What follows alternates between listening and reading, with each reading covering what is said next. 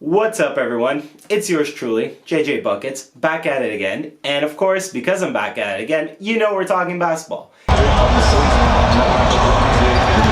Now, for today's video, I thought I would do a countdown of the top 10 most important Raptors heading into next season. Obviously, because it's a top 10 list, I'm going to try to spend a good amount of time on each guy, but not too much that the video will really drag and become way longer than it should be. But that's the idea for today. There's going to be a couple honorable mentions before we get to the list. But before I get into all of that, for those of you watching on YouTube, can I just say thank you so much for the unbelievable amount of support and just new subscribers and everything that I got in the last video. I remember just watching that thing just climb up and up in views and comments and everything, and just sitting there and being like, wow. Wow, a little heart and everything. Wow. So it definitely warmed my heart. So to everybody that's new here and to everybody that's been here for forever now, thank you. And with all that being said, let's hop into today's video. So I'm going to kick things off with the two honorable mentions, which are going to be Alex Len and Matt Thomas.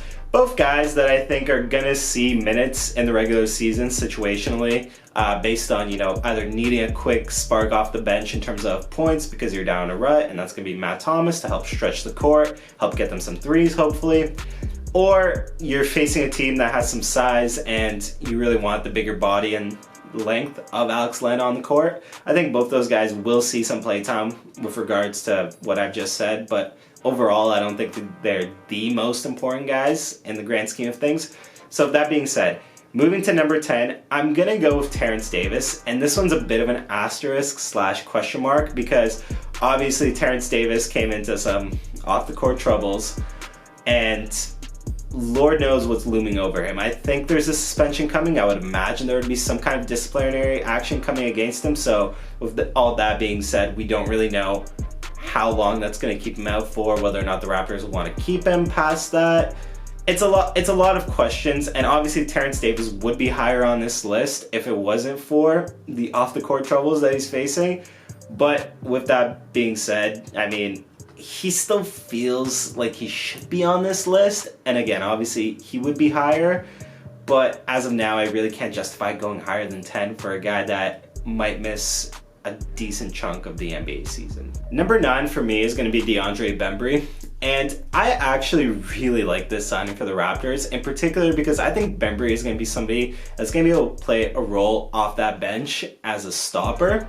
I think defensively he's somebody that's quite underrated, at least off the bench. I think he can come in and really guard 1 through 3, which I think is going to be something that's going to prove really valuable, and I think Nick Nurse will really come to enjoy that of Bembry's game, on top of which he's a half-decent scoring option as well. So I think those two things are really going to carve him at least some decent minutes off the bench for this Toronto Raptors team. And number 8, I'm going to have the rookie himself. We're going to toss Malachi Flynn onto the list here. And for those of you that follow me on Instagram, you would have seen me say this, but I'll say it again for those that didn't see it. Malachi Flynn, one of his biggest draft comparisons was Fred VanVleet. And obviously Fred VanVleet himself resembles Kyle Lowry a lot. So I think the Raptors definitely have a type when it comes to the type of guard that they like. I guess specifically point guard, even though Freddie's playing the 2, but nonetheless. Anyways, the Raptors have a type and Malachi Flynn fits it, which I think is really going to give him an opportunity to earn some good minutes off the bench, especially with what I talked about before in terms of Terrence Davis and us just really not knowing what's going to be going on in that situation right now.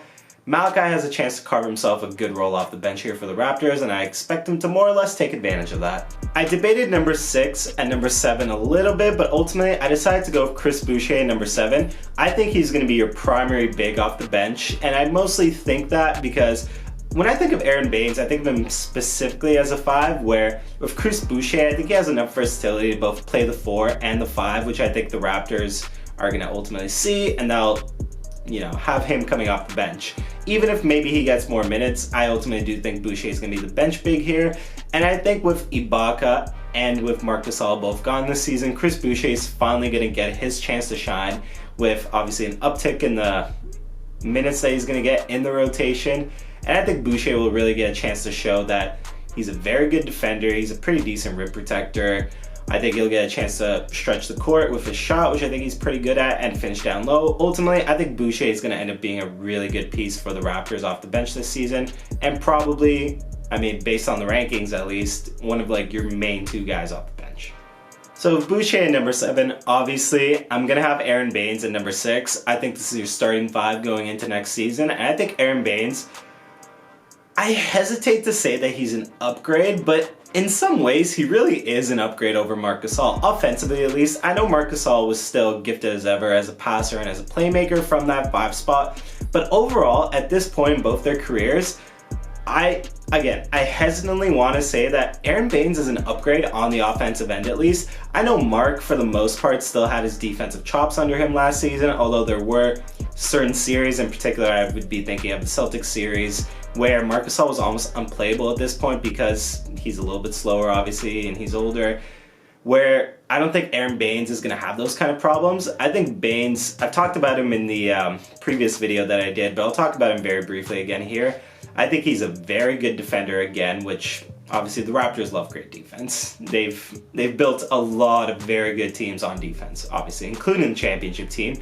So I think Baines fits right into that. He gets a lot of flack for just happening to be on posters, but I think that speaks to the fact that Baines always wants to be in the position to try and defend the rim, and I think he's a very good rim protector. Obviously, when you commit yourself to that role, you're gonna end up on some posters here and there, right?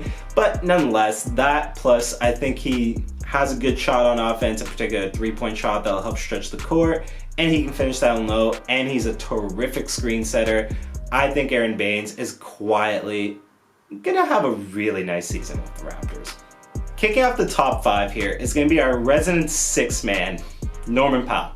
Now, Norman Powell obviously just came off a career year where he averaged the best points per game he ever had, and I think he's come along so nicely in the Raptors system. Early on in his playing days, you could have made the argument that there were times where he flashed and it looked like he was gonna grow into something, and there were times that, you know, it felt like those moments were a flash in the pan and he was almost unplayable or worked himself out of the rotation. But now at this point in his career, I think he's found a role that he's comfortable in, and he's very good at bringing scoring punch for the Raptors off that bench. There were even moments I could think of from this year's playoffs where even when he was in the rotation there with the starters, he was really looked at as the primary shot creator in a lot of big moments, which honestly is kind of a problem in itself, but a topic for another video. Obviously this team needs a superstar, that's no secret, but nonetheless, what it goes to show is Norman Powell has definitely earned Nick Nurse's trust, and I think he's going to be a big part of this team moving forward. Definitely going to be playing in a lot of closing lineups. So at number 4, I'm going to have OG Anunoby, and before I get fully into this section, let me just say, OG 100% put Serge on scarves. You saw me with my scarf, you're like, that scarf's fire, I'm going to get one too, and then you got one. And next time when I was wearing mine, you had one too. You act like you did it first, but I had the scarf first. Now, with that out of the way, I think with OG, what's left to be desired, at least at this point, is you want to see growth on offense, right? OG is already a fantastic defender. I believe I've said it before. I don't know if I said it on video, but I've said it before that I believe that OG really should have been All-NBA defensive second team last year. I think, with all due respect, Kawhi definitely made it there on name value alone, and I think that should have been OG's spot. But I kind of digress, but I bring it up to make a point of how good I really think OG is on the defensive end at this point. All that's left is if he can learn how to put the ball on the ground more consistently, he can grow his offensive game so much, and I think he can really make the jump to something like a 15, 18 points per game scorer and really emerge as a quality, and I mean quality option on the offensive end. He's good as it is now, but if he can manage to do that, I think the sky is the limit for this guy. Number 3, I'm gonna have the man that just secured the bag. It's gonna be Fred VanVleet. Fred VanVleet is obviously, much like a lot of players that have kind of grown up, for lack of a better expression, in this Raptors system. He's somebody that has gotten better every single year. He has future All-Star written all over him. To me, and I'm sure to a lot of Raptors fans, he's really Kyle Lowry light, and he's definitely developing into somebody that's going to take that mantle of that point guard spot from Kyle Lowry once he's ready to relinquish it. So I'm super excited that we managed to bring him back. I said it in the last video, I honestly thought he priced himself out of Toronto. And yet, here we are. He's back on the team, and he's very clearly, very obviously, I'm not going to spend more time on this than I need to, he's a huge part of the team. He's pivotal. Number 2, I'm going to have the dog, the big bootied assassin himself, Kyle Lowry. And it might be a little controversial to have Kyle Lowry at number 2 and not number 1, given how big of a part he's been of this team, but I do have my justification for it, so I'll get to it when I'm talking about the number 1. But for the time being, what's there left to say about Kyle Lowry? I mean, he has been the heart and the soul and the gear that drives the engine that is the Toronto Raptors for almost a decade now. He's obviously so integral to the team culture, to how they play on the court. He's everything for this franchise at this point. And he would have been number 1 if not for the fact that I think there is genuinely one dude that has a chance to really have just a slightly bigger impact on this upcoming season. I've gotten the honorable mentions out of the way. I've done the rest of the 9 people on this list. All that's left is the number 1 spot. And obviously that number 1 spot is going to go to Patrick McCaw. Man, quit playing with me, man. No, for real, don't play like that. Are you serious? Yeah, I know. I mean, I didn't take myself seriously when I said that either. Obviously, the number 1 spot is going to be Pascal Siakam. Why him over Kyle, though? I'm sure that's the big question in a lot of people's minds. Now, before his obvious playoff struggles where Pascal Siakam really looked like a shell of himself, he had a tremendous regular season.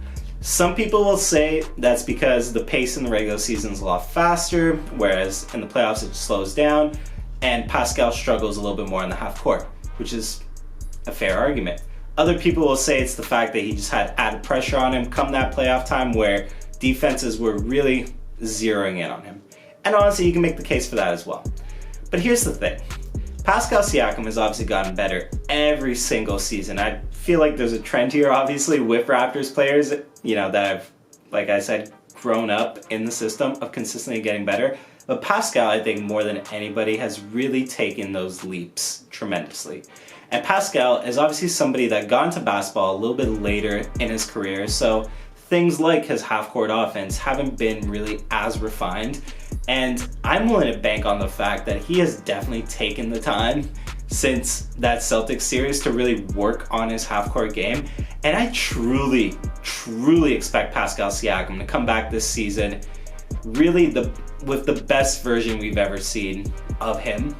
I really think Pascal is going to take yet another leap, and I think he's going to be bordering on, if there's a threshold for really good star and superstar, I think Pascal is going to be right on that threshold. I fully expect him to grow again. He's obviously a tremendous defender. I expect him to get even better on that end with obviously more, with his IQ progressing. And obviously the big thing that all Raptors fans want to see is growth in the offensive game. And I do think we'll see it. And I know a lot of the talk around this Raptors team has been, well, we're short of a superstar. If we had a superstar, we'd be so much better than we are. And obviously, the immediate kind of reaction to that is, even the reaction that I had, obviously with the video last week, is we can go get a superstar in 2021, hopefully. Hopefully Giannis, maybe Kawhi. Obviously, whatever the scenario, you're hoping for the best. You're hoping that the Raptors can nail a superstar. But the other thing that's really not talked about as much is we have a potential superstar in-house. Obviously, he's not there yet, but he's shown enough flashes that it makes me hopeful that Pascal, if not this season, still might be able to make that jump at some point in his NBA career to being a superstar. Whether it's next season, like I said, I'm not sure, but with that kind of hope, or clinging on to that hope, I'd like to think maybe it's next season, but either way, I expect a nice jump from Pascal Siakam. I truly think he's going to solidify himself as a top 15 player in the NBA next season, and that's why I have him at number 1. Obviously, Kyle Lowry is the leader of this team, but I truly think Pascal has a chance to, if not be the superstar that this team has needed, to be that really, really good star for this team. So that does it for me today. What did you folks think? Who would you slide higher on this list? Who would you drop down lower? Did I get number 1 right? Obviously, there's a lot of things to be discussed. Comment below, let me know what you think. Obviously, like the video, share it if you can, subscribe if you're on YouTube. I really appreciate all of that. As I've said earlier in this video, I'll say again, thank you for all the tremendous support last week. It was truly heartwarming. And yeah, other than that, that's gonna do it for me today, and I am out of here.